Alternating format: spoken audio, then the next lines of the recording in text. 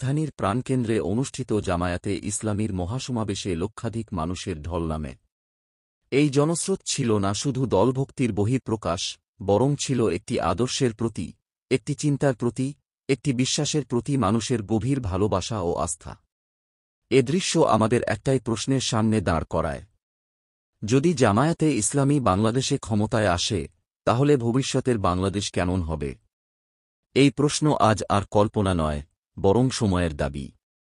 আজকের এই ভিডিওতে আমরা এই প্রশ্নের উত্তর খুঁজব, জামায়াতের ইতিহাস, আদর্শ এবং রাজনৈতিক লক্ষ্য বিশ্লেষণ করে। ইসলামী আইন ও বিচার ব্যবস্থা। জামায়াতে ইসলামীর মূল নীতিই হচ্ছে শাসনে ন্যায়ের প্রতিষ্ঠা।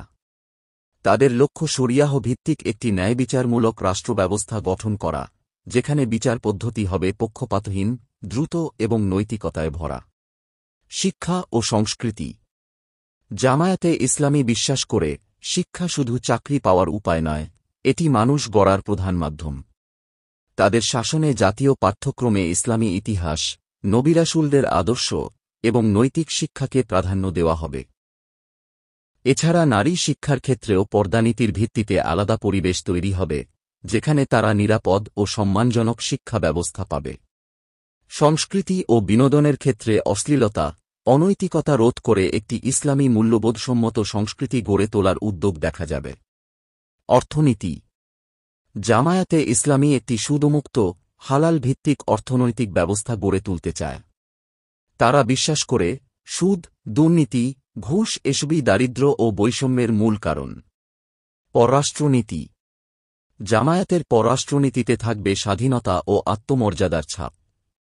তারা পশ্চিমা দুনিয়ার নির্ভরশীলতা থেকে বেরিয়ে মুসলিম বিশ্ব, তুরস্ক, ইরান, মালয়েশিয়া, সৌদি আরব, কাতার ও ওআইসি সদস্যদের সঙ্গে কৌশলগত সম্পর্ক বাড়াবে।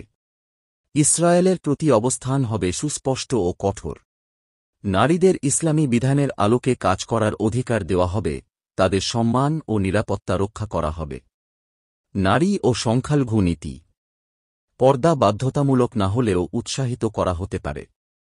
সংখ্যালঘুদের বিষয়ে জামায়াতের নীতিমালায় বলা আছে, তারা পূর্ণ নিরাপত্তা ও ধর্মীয় স্বাধীনতা পাবে। সামগ্রিক দৃষ্টিতে জামায়াতে ইসলামী ক্ষমতায় এলে কেমন হবে বাংলাদেশ? একটি দুর্নীতিমুক্ত শাসন ব্যবস্থা, একটি ইনসাফপূর্ণ বিচার ব্যবস্থা, একটি আত্মনির্ভর ও হালাল অর্থনীতি, একটি শালীন ও নৈতিক সমাজ ব্যবস্থা, এবং এমন একটি পররাষ্ট্রনীতি যেখানে দেশ থাকবে মাথা উঁচু করে। এটাই তাদের প্রতিশ্রুতি।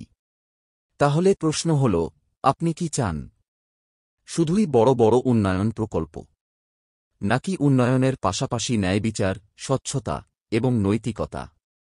জামায়াতে ইসলামী যদি আধুনিক সময়ের চাহিদা ও ইসলামী মূল্যবোধ একত্রে ধারণ করে শাসন গঠন করতে পারে, তাহলে তারা দিতে পারে বাংলাদেশের জন্য সবচেয়ে নৈতিক, জনকল্যাণমুখী ও সুশাসনভিত্তিক ভবিষ্যৎ। আপনার মতামত আমাদের জানাতে ভুলবেন না। এই ভিডিও যদি ভালো লাগে, অবশ্যই শেয়ার করুন, সাবস্ক্রাইব করুন আর মন্তব্যে জানান, আপনি কেমন বাংলাদেশ চান।